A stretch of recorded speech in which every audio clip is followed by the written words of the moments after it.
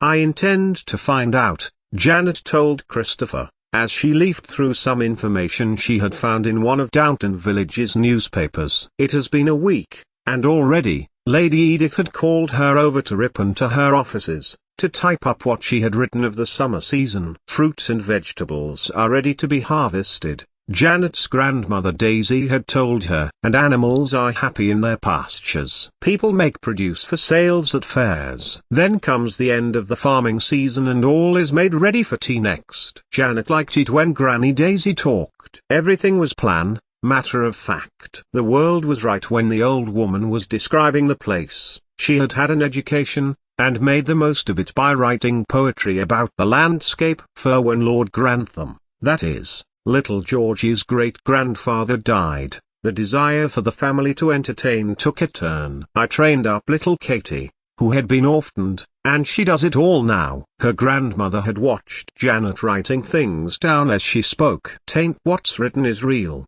but out there." She cast a hand towards Downton's cottage window, to the enriching landscape beyond. "If ye write all that down, maybe people come to visit, and then the house won't be destroyed. Maybe people think what can be done." She handed back to Janet the piece she had written about the seasons and the seasons past. 3 milk month the Anglo-Saxons had called June. "Year I 1201 Lady Edith wanted your skill," Daisy went on, this time leaning in her chair towards her granddaughter. "But listen, ye had another granny, ye know her?" "Milo," Janet replied, almost in a whisper. "Ah, same. What she did ... what she achieved." Daisy sighed. "Can't begin to tell ye, mustn't ye see?" The old woman watched her granddaughter now, watched her pen, paused above notepaper, watched her not write anything down. She knew it was too important to write. Daisy knew it too. "If ye find out more,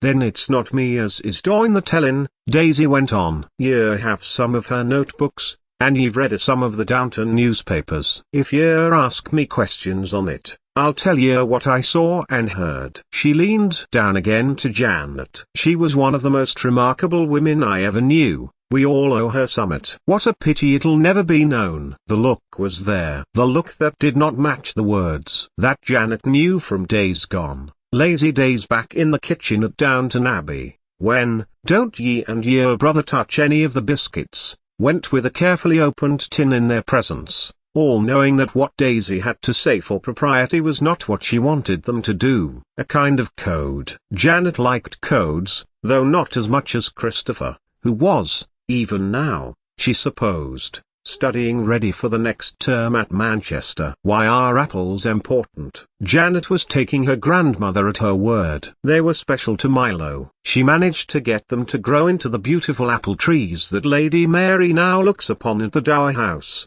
How sinful that they will be destroyed. Daisy shook her head, her hair moving around her. "Georgie Crawley does have an awful lot of tax to pay and the factories have an awful lot of money." Milo liked apples. Then, Janet repeated, looking down at the words on the page. "Liked." Daisy repeated. She would have been an apple, if she could, that one. "She saved them all, everything from my peelings." She wired the house for electricity. She invented some sort of radio device and did her work for that at the top of Downton Abbey. Work that I know was vital in the war. Daisy broke off when she saw Janet's face. "Grandad Thomas doesn't like me talking about her and the war, or even Milo at all," Janet repeated, downcast. "It's like he is ashamed of her, like she did something wrong." Daisy's face hardened. "Did he, now?" Daisy retorted. "I'll be having words with Thomas Barrow, you see if I don't." "Ashamed of Milo." "Now, you go on, girl.